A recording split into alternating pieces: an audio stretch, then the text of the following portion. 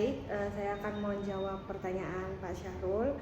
Untuk lokasi pemilihan pabrik kami sendiri akan dilakukan di Sungai Kunyit, di mana lokasi tersebut berdekatan dengan Pelabuhan Internasional Kijing yang ada di sana. Di mana alasan utama kami memilih lokasi tersebut, pertama karena itu akan memudahkan transportasi dan kinerja dari pabrik kami. Yang kedua itu pemilihan lokasi tersebut karena selain berdekatan dengan pelabuhan sebagai sarana transportasi, yaitu selanjutnya karena di kawasan tersebut merupakan kawasan industri yang sudah disediakan oleh pemerintah, di mana pemerintah sendiri menyediakan sekitar 5 hektar lahan untuk kawasan pembangunan industri. Jadi alasan kami memilih Kijing karena lahan yang kami gunakan yaitu sekitar 1,5 hektar.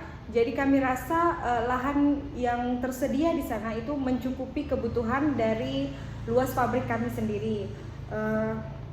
Selanjutnya hal itu dibuktikan dari karena kami sudah melakukan mencari data di mana pemerintah itu memberikan lahan seluas 5 hektar untuk kawasan industri melalui peta di mana itu terdapat pembagian kawasan industri. Pertanyaan yang kedua, menjelaskan mengapa Anda memilih proses dehidrasi gliserol daripada 2 proses lainnya. Jelaskan secara keseluruhan ya, baik dari segi bahan baku, proses, produk konversi, dan juga kondisi operasi. Baik, saya akan menjawab mengapa pabrik yang kami gunakan itu menggunakan proses dehidrasi gliserol. Yang pertama, alasan dari penggunaan proses dehidrasi gliserol yang pertama karena konversi dari proses tersebut yaitu dari mencapai 80%. Selain konversinya tinggi, yang kedua kondisi operasi dari proses dehidrasi gliserol itu pada kondisi operasi yang tidak terlalu tinggi, di mana dapat bekerja pada 250 sampai 330 derajat serta tekanan yang juga tidak tinggi, 1 sampai 2 bar. Yang ketiga, katalis yang digunakan merupakan padatan, di mana katalis tersebut memiliki umur hingga 12 bulan.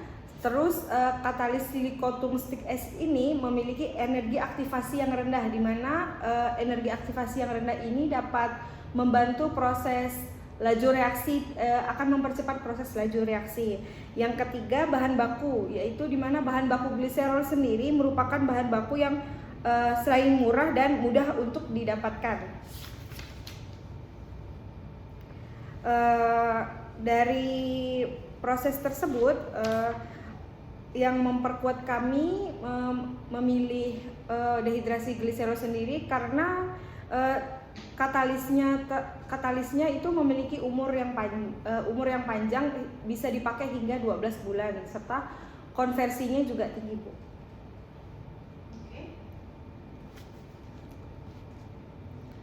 Pertanyaan selanjutnya,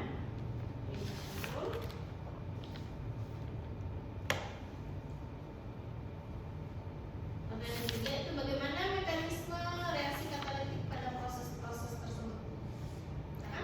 Seperti tadi ya, jawabnya lengkap yang tadi saya arahkan. Ya, Bu. Baik, saya akan menjawab.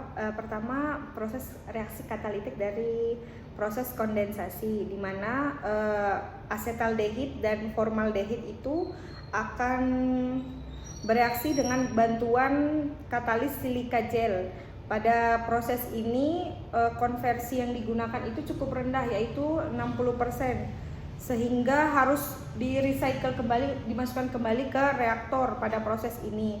Terus proses ini juga memiliki tekanan serta memerlukan temperatur yang tinggi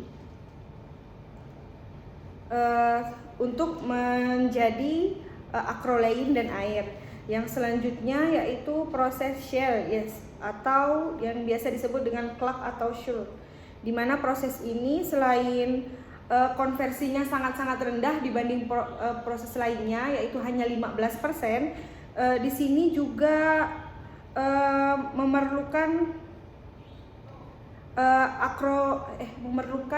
ini katalis, yaitu CuO, di mana pada proses ini hasil dari produk tersebut yaitu bisa acrolein dan bisa menjadi propanaldehid dan air. Jadi produknya yang dihasilkan banyak, tidak cuma acrolein murni.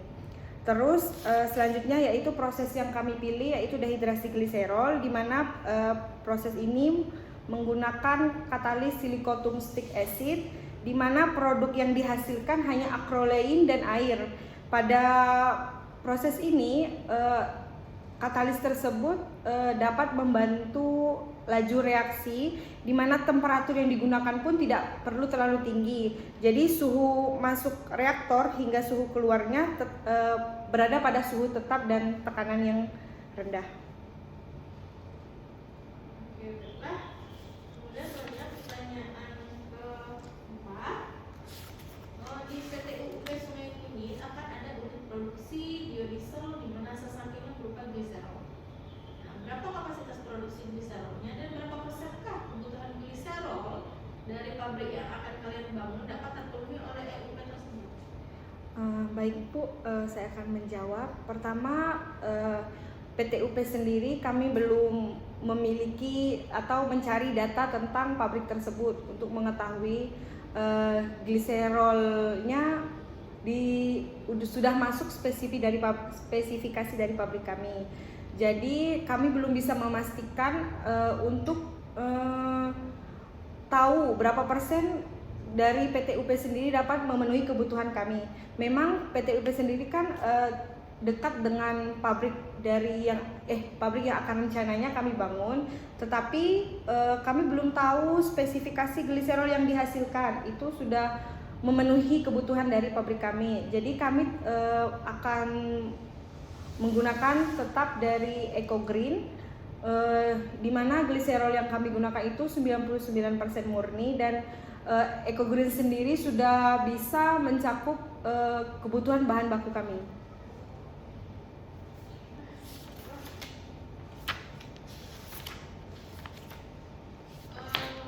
Jelaskan proses pemisahan yang terjadi pada mineral destilasi.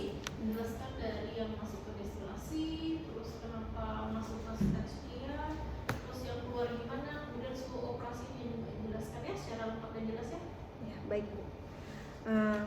Yang pertama, menara destilasi itu merupakan aliran masuknya itu keluaran dari heater, di mana dipompakan ke feed dengan suhu awal yaitu 92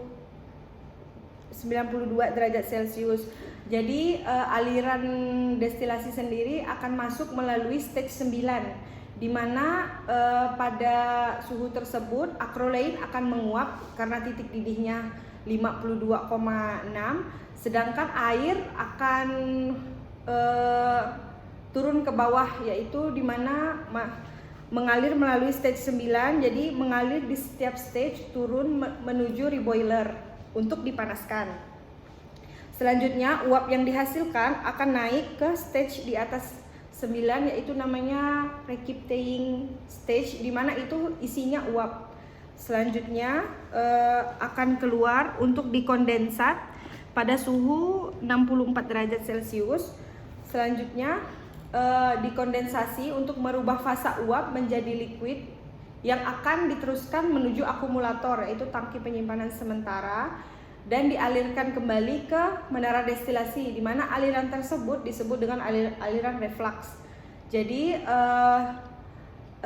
untuk di bawah, air yang sudah tidak bisa diuapkan lagi itu akan masuk ke reboiler dan didinginkan menuju cooler dan dialirkan ke pengolahan limbah. Sedangkan aliran kondensat di atas setelah melalui aliran reflux juga akan dimasukkan menuju cooler dari suhu 55 menjadi suhu 30 untuk dialirkan ke tangki penyimpanan acrolein. Betul, sudah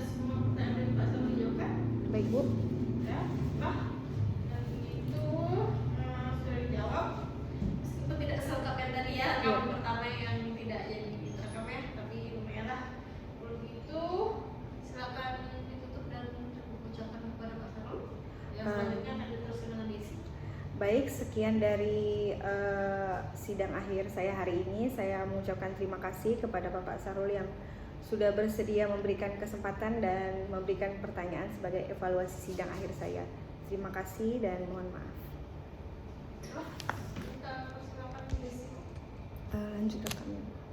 Oh, kalau misalnya lanjut, kalau misalnya di video yang baru juga nggak apa-apa.